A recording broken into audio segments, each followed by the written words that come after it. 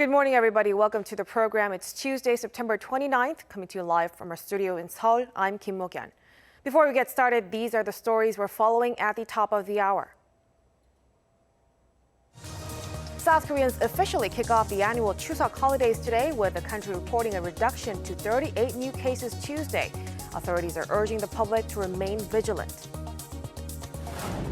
U.S. Deputy Secretary of State Stephen Biegun stressed that Seoul and Washington remain fully committed to diplomacy as a way to reach an enduring peace on the Korean Peninsula, urging North Korea to engage in discussions.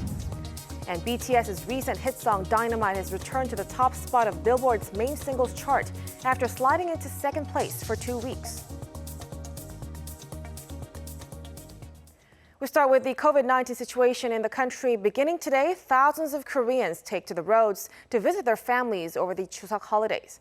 The government has urged the public to refrain from traveling and to strictly abide by social distancing measures until next week to curb the spread of the coronavirus pandemic.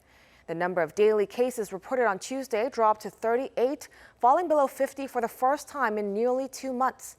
Of the new cases, 23 were locally transmitted and 15 were from overseas, bringing the total number of cases to over 23,600. Now, one of the perks of taking a road trip across South Korea's expressways is the many rest stops dotted along the way and the delicacies there. But as part of the virus prevention measures this holiday season, only takeouts will be allowed. Here's Chang Tae-hyun with the details. The Chuseok holiday is when people visit their families across the country. Due to the pandemic, more people are choosing to take their own vehicles to get home, which means that they'll be visiting rest areas located along the expressway. To minimize the risk of more COVID-19 outbreaks, the South Korean government decided not to waive the expressway toll this holiday and applied further special virus prevention guidelines starting from September 29th to October 4th. First, travelers wishing to use the rest area facilities will be required to sign a visitor's log, use a QR code, or even call ahead to check in before use. People can call the virtual number with their phone and it'll be automatically saved in our server, so people can enter the rest area without taking other steps. The process is simple, and people don't have to worry about privacy issues because they're not writing down their personal information. There are also changes to the dining areas during the holiday period. During the Chuseok holiday, people won't be allowed to dine in at rest area cafes and restaurants. Their only option is to take the food away.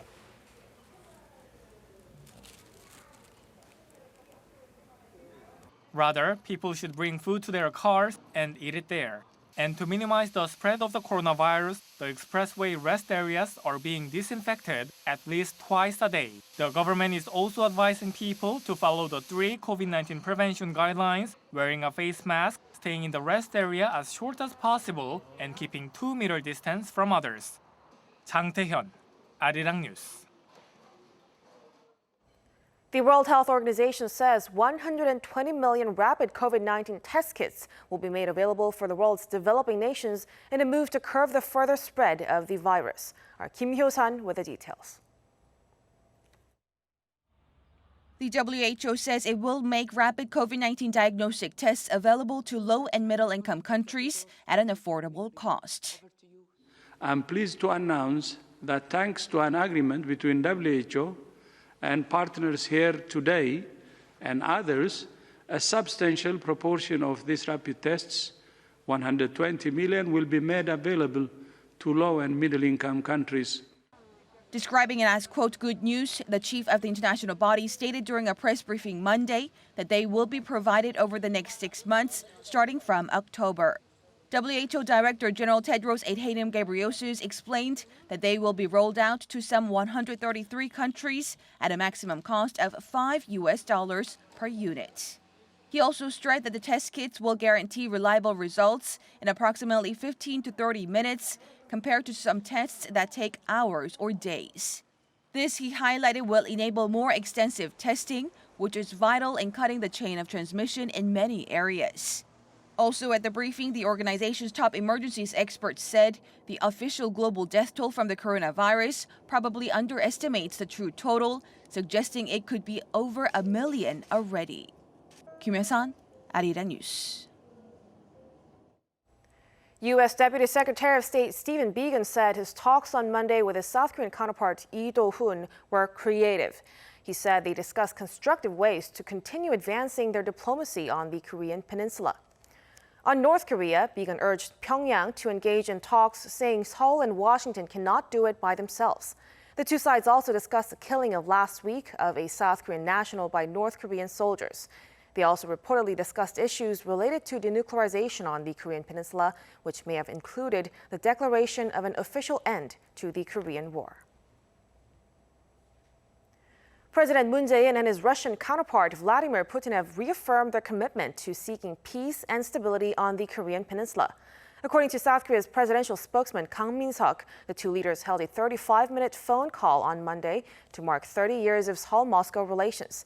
Moon pledged to continue efforts to achieve complete denuclearization and permanent peace between the two Koreas despite difficult conditions and asked for Russia's support. Putin responded that he hoped to see talks resume between the two Koreas, adding Russia would cooperate in the peace drive. The two leaders also discussed areas of economic cooperation and the global response to COVID-19. Moon proposed that Russia participate in the Seoul-based International Vaccine Institute, and Putin said he'd consider the plan. The Russian leader said he was deeply impressed by South Korea's virus prevention measures, adding that he'll visit Seoul after getting Russia's recently developed vaccine. International sanctions on North Korea and its nuclear weapons program don't appear to have stopped the regime from selling its arms overseas, importing large amounts of oil, or exporting coal. Our Kim Bo-kyung dives into how the regime has got around the sanctions. An independent panel of experts monitoring UN sanctions issued an interim report on Monday local time showing that despite sanctions, North Korea is still selling weapons to Iran. North Korea's weapons export company KOMID has been included on the UN sanctions list since 2009, yet a representative of KOMID is reported to be still working in Iran. North Korea is known to use the firm to export equipment for ballistic missiles and conventional weapons.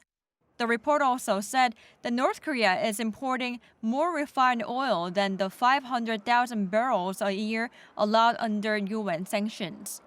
The North is reported to have imported between 600,000 and 1.6 million barrels of refined oil from Russia and China in the first 5 months of this year alone, something which both Beijing and Moscow have denied. North Korea has also been continuing its illegal maritime coal exports, and several ship-to-ship coal transfers have been spotted on satellite images. One panel member also said Pyongyang illegally exported coal 33 times between the start of January and May 7th this year. The regime temporarily stopped exporting coal between late January and early March when COVID-19 was the most severe, but resumed exports in late March. The report also says that North Korea might have developed miniaturized nuclear devices to fit on the warheads of its ballistic missiles. The panel believes the North's 6 nuclear tests have made such miniaturization possible. One country even assessed that North Korea may seek to further develop miniaturization for multiple warhead systems. Kim Bo-kyung, Arirang News. Clashes between Armenia and Azerbaijan continued for the second day on Monday over the long-disputed Nagorno-Karabakh region. With dozens of people having been killed, the international community is calling for an end to hostilities. Our Kim Jae-hee has this report. The fiercest clashes between Armenia and Azerbaijan since 2016 broke out on Sunday and continued throughout Monday over the breakaway region of Nagorno-Karabakh. Authorities in the Nagorno-Karabakh region said 27 people were killed in fighting on Monday, bringing its total number of casualties to 58. As of early Tuesday, at least 67 people are known to have died overall, including 9 civilian deaths, 7 in Azerbaijan and 2 in Armenia. The two former Soviet republics have been locked in a territorial dispute for decades.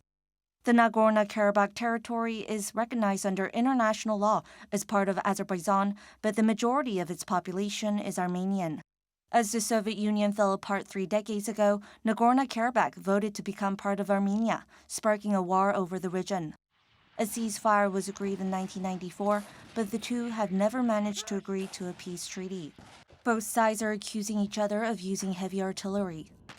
It is no secret that the first shots, including artillery fire, were opened by Armenia, and the first to die were Azerbaijani servicemen.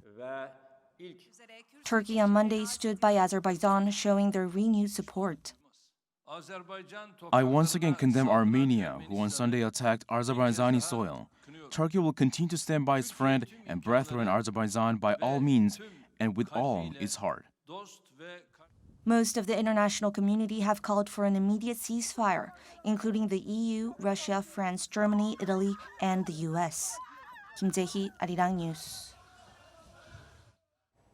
According to reports by U.S. media, U.S. President Donald Trump did not pay federal income tax for 10 out of the 15 years from 2000 to 2015. The report cited that he reported far more losses than he earned. They also indicated that Trump paid only $750 in federal income tax in 2016 and 17. For more details, we turn to our Lee Seung-jae. U.S. media outlets on Sunday, including the New York Times, released reports on President Trump's tax returns, saying that the president did not pay federal income tax for 10 of the 15 years, starting from 2000, because he reported far more losses than he earned. The reports also indicate that Trump paid just $750 in federal income tax in 2016, the year he won the presidential election, and in 2017, his first year in the White House. The New York Times claimed Trump could have long been using loopholes in the tax system to avoid paying income tax. Trump responded to the reports during a press conference at the White House on Sunday, calling them fake news and saying he would be willing to release his tax returns as soon as the IRS completes its audit. It's totally fake news, made up, fake. We went through the same stories. You could have asked me the same questions 4 years ago. I had to litigate this and talk about it. Totally fake news. No, actually, I paid tax. However, U.S. media argue that being audited by the IRS does not prevent the president from disclosing his tax returns. The New York Times also revealed that Trump has more than $300 million in loans due for repayment within the next few years. House Speaker Nancy Pelosi on Monday called the reports on Trump's loans a national security issue and added that they raised questions about whether foreign nations or individuals could have leverage over the president. The latest reports do not include the U.S. president's tax returns from 2018 and 2019. Lee Seung-jae, Arirang News. K-pop sensation BTS has reclaimed the top spot on the Billboard's main singles chart with its recent hit Dynamite. The song, which debuted at #1 on the Billboard Hot 100, enjoyed 2 straight weeks at the top spot before sliding into second place for 2 weeks. Billboard noted that Dynamite is also the first song among duos or groups to spend more than 3 weeks topping the chart in nearly 2 years. BTS is the first ever South Korean artist to top Billboard's main singles chart.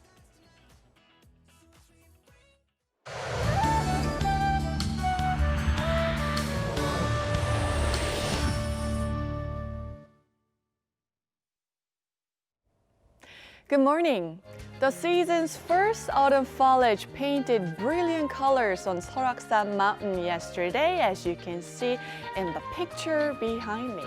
And 2 weeks from now, the whole mountain will be red and gold. In fact, we are in for a pleasant autumn day with wide gaps between the highs and lows. Nationwide, the gap can be wider than 10 degrees Celsius. But we'll have clear skies across the country with highs similar to yesterday, ranging from 23 to 25 degrees Celsius. But rain is in the forecast for the Chuseok holiday. Tomorrow, it should rain in the central regions. And on the day of Chuseok, it's going to be partly cloudy with rain in the east of Gangwon-do province. But we'll still be able to see the full moon on the day of Chuseok. Then as we head into the end of the holiday weekend, the southern regions and Jeju will see rain too. So plan accordingly with an umbrella. That's Korea for you, and here's a look at the weather conditions around the world.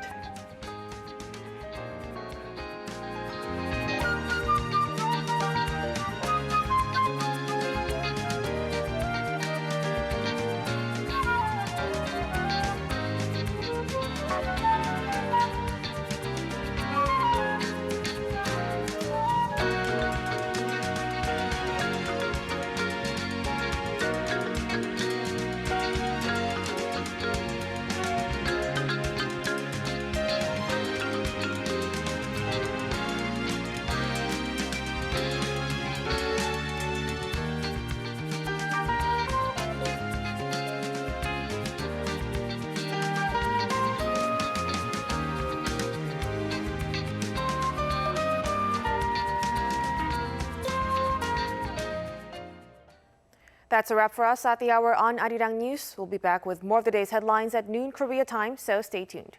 Thank you for watching and goodbye.